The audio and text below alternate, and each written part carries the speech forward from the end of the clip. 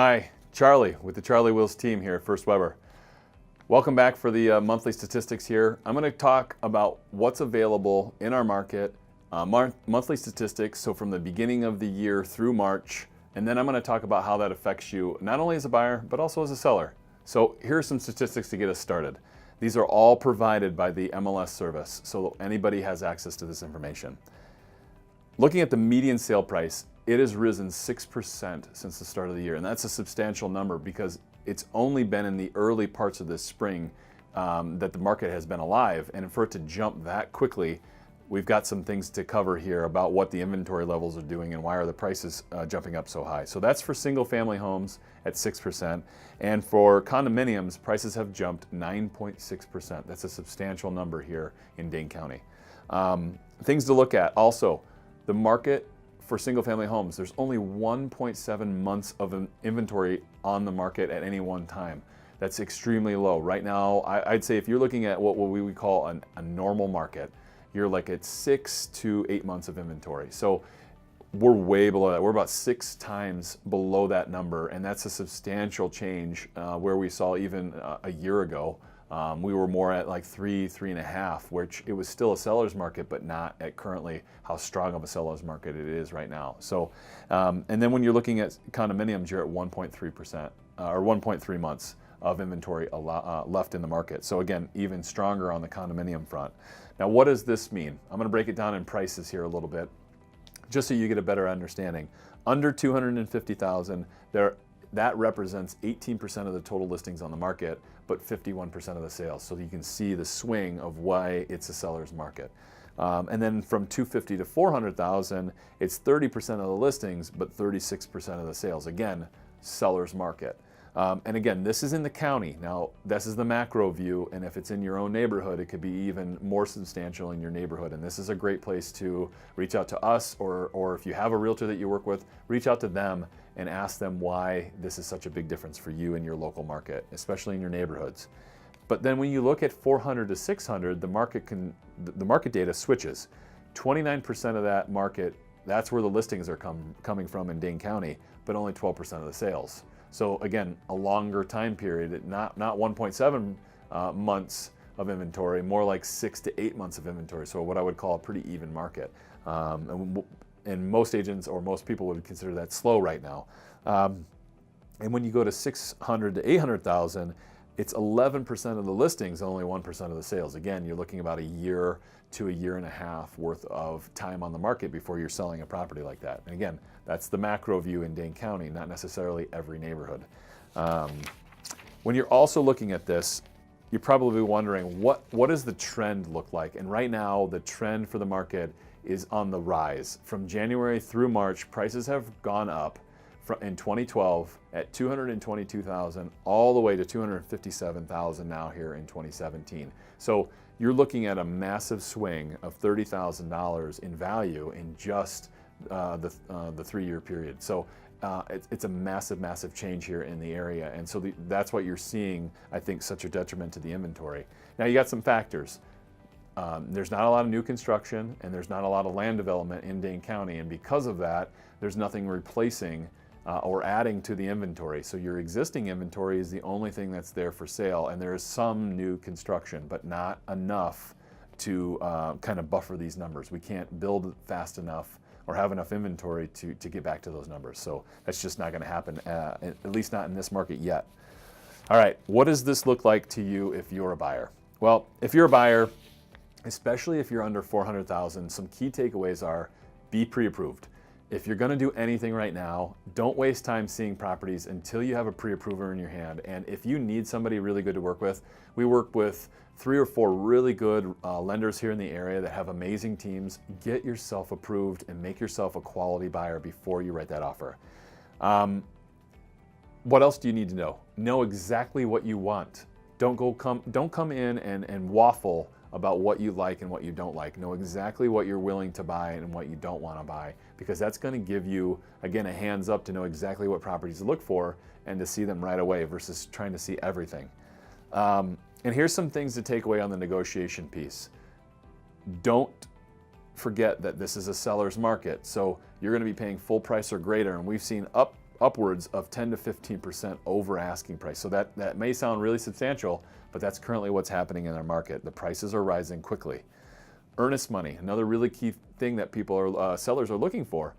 Most people have been offering between $500 and $1,000. It's been pretty typical for the last 15 years I've been doing business. That number doesn't exist anymore because sellers want to know that you have enough cash that in case something needs to be done, you're very cash heavy. So they're looking between 1% and 5%, and sometimes greater in some markets, for earnest money. And that's 1% to 5% of the total purchase price that you're offering them. Another key term, take your inspection timelines and shrink them. We as realtors used to write between 14 and 21 days to give ourselves enough time to see the property, get opinions on what work needs to be done, and then make amendments or price changes. Now, sellers want those done in 7 to 10 days, and that's really tough to do in this market because of how busy all of our inspectors are. So just make sure they're tight, but they're not too tight where you're not able to actually get in and inspect the property. And we've even had probably 1% of the time our buyers are not submitting an inspection contingency because they think the house is in such good order that they're willing to buy it without an inspection. All right, couple more things. Appraisal. If you can, remove it. What this means is that your house is still going to be appraised because 98% of you are going to get financing. That if the appraisal comes short, we'll use an example with numbers. If you offered them $200,000 and the appraisal comes in at $190,000, that's a $10,000 what's called a short. And who's going to bring that? If you write no appraisal contingency in your offer, you as the buyer brings that additional money. So make sure you got cash additional to above what you've offered. If you can't afford that, then your appraisal contingency has to be in the offer. Now, this is probably not going to make your offer as strong as some of the other offers, even if you offer more money, because the difference between how much you offered and the appraisal price could be 15 grand. If the price has to shrink, well, then you technically didn't offer the seller that amount of money. You offered them lower. In our case, 200 is what you offered them, but you're asking them to take it at 190 because that's what the bank can give you for financing. So just be careful of that contingency. One other key thing, be really flexible on your closing date. Don't make it a specific time or date. Ask the seller what works best for them. It could be, the seller maybe want out of there in 30 days, or they could be building a home and they may not want to be out of there for 6 months. So just make sure you know that information before you write your offer. And again, make all your terms. Some other key things that we're noticing our clients doing, and this is going to go against popular demand. Don't be on Zillow. Don't be on Trulia. Don't be on Realtor.com. Don't go to those sites because they're syndicates, okay? All that information they're grabbing from us as realtors and our MLS, and they're syndicating up to their websites, meaning that delay in information is between 48 hours and 72 hours. So by the time a property comes for sale today, you won't know about it till Friday. So that leaves you out of the market and you're not able to see those properties. So if you're going to go anywhere, go to sites like firstweber.com if you're going to use a browser, or you can use our app. It's free in the App Store and also at Google Play Store for Android devices. It checks information for you every 15 minutes, and you can even link it to your realtor so that you can communicate directly about asking for showings, asking questions about properties that you save as your favorites, any of those kind of things that make the whole experience better for you. This is a tool to help you do that. So that's all the tips I have right now on the buyer side, but really good things to consider if you're a buyer. On the seller takeaways, you want to make sure that even in this market, you still have to perform and you still have to make your house ready. Even though it's a seller's market, you just can't leave it all cluttered and dirty and think someone's going to pay you top dollar. So here's some key things. Clean, declutter, and for us, we have a home stager on staff. So make sure that whoever you're hiring to be your realtor, either they have one on staff or they have access to a stager, because you want somebody to make sure you have the right paint colors, make sure that your areas are decluttered and staged properly, and then you want your furniture to be laid out in the best way that makes your house the most inviting. That's inside, but don't forget about the outside. There's maintenance on the outside, there's painting, there's caulking, there's all sorts of stuff. There's landscaping that you could be doing. Just make sure that your house looks really good, both outside and in, and then you're gonna present really well and you're gonna attract a lot of buyers to your home. Another few things to think about. With the pricing happening and the sales volume in your specific neighborhood, make sure you know exactly what's happening. Are you competing against 1, 8 houses, 0 houses for sale? What is happening directly in your neighborhood, and how is that going to affect your approach to how you're going to price the property? Some other key things to think about. If you're hiring a professional, make sure they're taking professional photos, professional HD video, and 3D rendering. We use all those tools with all of our sellers, and it works wonders. People really want to be in that home when they see how it's presented. And again, that's what you're trying to do, present your house the best foot forward. And then provide as much information about your property as possible. So for our clients, what we ask them for is let us get floor plans. Let us know what all updates you've done to your property. Have you done maintenance on your furnace? Have you just upgraded the kitchen countertops to granite? What other things have you done to make this house attractive to other buyers? And this is really good information to share with those consumers. So now, we shared some buyer tactics on negotiations, and for sellers, here's some really good stuff to know.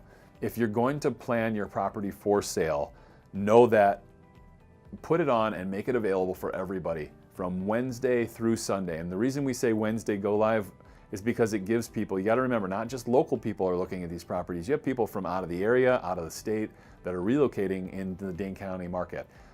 Make sure they have plenty of time that they can see these properties so that you can get the best amount of offers in your hands to make the best terms possible. So just make sure the property is available.